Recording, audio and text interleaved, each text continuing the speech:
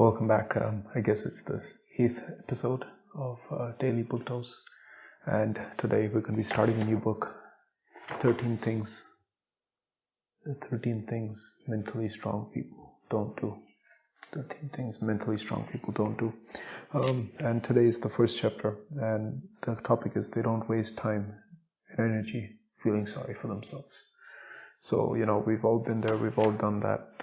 Something terrible happened, and if you're mentally strong, you don't waste any time just feeling sorry for yourself. You try to move on, and it's broken up into two parts: things that are helpful to do that, and things which are not so helpful. So what's most helpful is giving yourself a reality check and checking how bad things really are.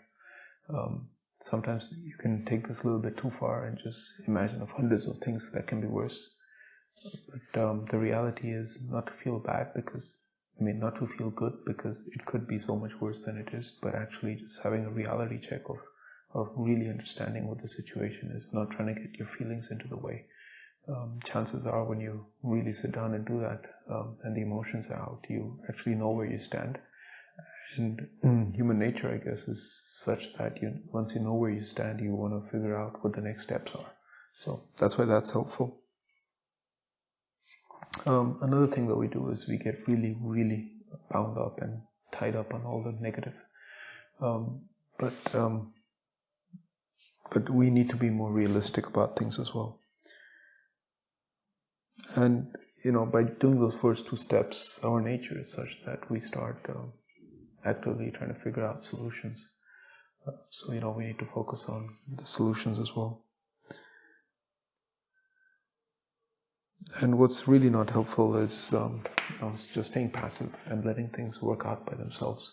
I guess that first step of really understanding where the situation is at that time, we start looking for solutions, or we start figuring out what the solutions are.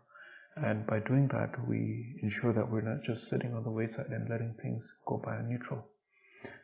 Also, another thing that we really need to watch out is for always thinking that our life is really shit compared to others as well. Chances are that you don't know what other people's lives are like, so how can you know that yours is better or worse than theirs? It's probably most ideal just to focus on your own life, on your own situation, and find out your own solutions. So this is the first chapter of things that mentally strong people don't do, and they don't waste time feeling sorry for themselves. Thanks.